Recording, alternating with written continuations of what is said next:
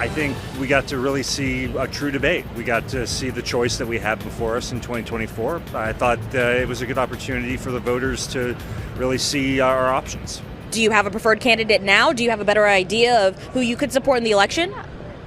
Possibly, but still not for sure. So I'm hesitant to say.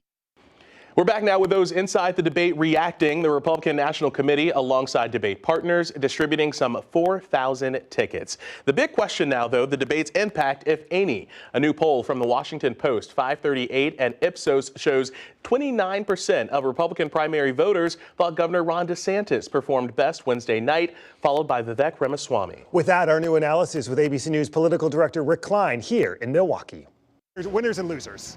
Look, this was Vivek's night. It was like the stage tipped toward him somehow, even though no one really heard of the guy before. He was there center stage and he owned it.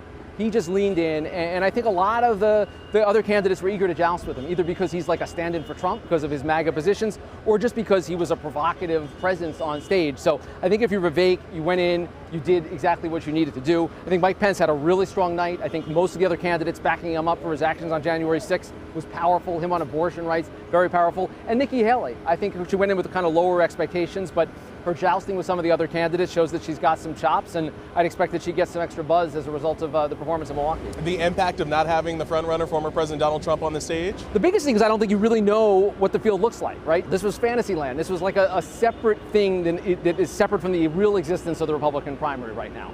You can have this debate, and it's a very meaty, substantive, interesting debate. A lot of policy discussed, a lot of interesting characters that played out. But you can't say this is actually what the Republican primary is about because Donald Trump's not there. Does any of it matter? Well, I think it matters for candidates that are trying to get some momentum and move ahead. There's still a big theory out there that says that there's a segment of the Republican Party that wants someone not Trump. Now, does that coalesce around one person? Is it splintered for a long time? Donald Trump remains the favorite, the clear and away front runner, the likeliest nominee, all of those things. But it's not impossible. We've got 4 or 5 months before the voting starts, and so these candidates can still stay in the mix. But in terms of taking Trump down, that didn't happen. I mean, I was surprised by how little a presence he was. I expected him to dominate the discussion, in part because of the way that it was structured by the moderators, in part because the other candidates didn't really want to go there unless provoked. You didn't hear a lot of Trump talk. You know, I feel like Vivek Ramaswamy was a bigger presence in that room than Donald Trump. Looking ahead, they're going to be debating again next month. Yeah. What are we going to see between now and then from the candidates? How similar or different will next month be? Well, number one, it's harder to qualify. So some of the candidates on that stage, Doug Burgum, Asa Hutchinson, they're going to have to keep the momentum going to get the polls, to get the fundraising thresholds raised, to get there. Donald Trump is ruled out appearing.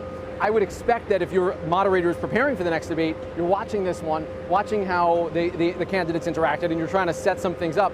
Look, we haven't talked about Ron DeSantis. I mean, the guy still is number 2 in the polls, but he almost faded into the background. He was trying to play a different game, and they're playing a long game, but man, I just didn't see him as a major presence, and I feel like he's going to have to come in guns blazing next time. So Thursday night we saw Trump booked in Georgia the day after. Were you surprised at all by their answers to the question on, well, what if he's convicted? What are you going to do in terms of your support? Is that going to resonate? Yeah, it was a little surprising to me. Convicted, still going to support him for president.